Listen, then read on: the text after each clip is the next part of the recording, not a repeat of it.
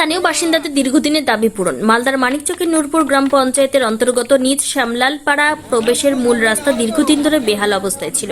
শনিবার সেই রাস্তার কাজের উদ্বোধন করা হলো। এদিন উপস্থিত ছিলেন মানিকচক ব্লক পঞ্চায়েত সমিতি পূর্ত কার্য এবং পরিবহন দপ্তরের কর্মাধ্যক্ষ অরূপ কুমার দাস, নূরপুর গ্রাম পঞ্চায়েত প্রধান মুকুন্দ সরকার, স্থানীয় গ্রাম পঞ্চায়েত সদস্য সামিউল ইসলাম, সমাজসেবী গোলাম নূর নবী সহ অন্যান্যরা। জানা গিয়েছে, নূরপুর গ্রাম পঞ্চায়েতের তহবিল থেকে আনুমানিক 4 লক্ষ টাকা ব্যয়ে ঢালাই রাস্তাটি নির্মাণ করা হবে। এই রাস্তা পেয়ে খুশি সাধারণ মানুষ। যাতায়াতের সমস্যা মিটল স্থানীয়দের বলে খবর। গ্রাম পঞ্চায়েত থেকে যে 50 SFC থেকে 2.5 লাখ আর 15 থেকে যে 1.5 লাখ টাকার কাজ ছিল এখানে সামলালপাড়া ও দুটো মিলে।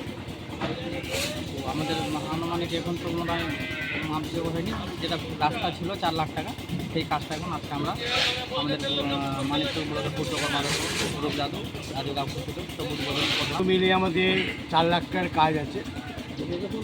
তো কাজটা আমরা গুণমান আমাদের ভালোই কাজ করছে আমাদের ঠিকাদার। আমরা যে শিডিউল হয়ে আছে সেই শিডিউল অনুযায়ী কাজটা হচ্ছে।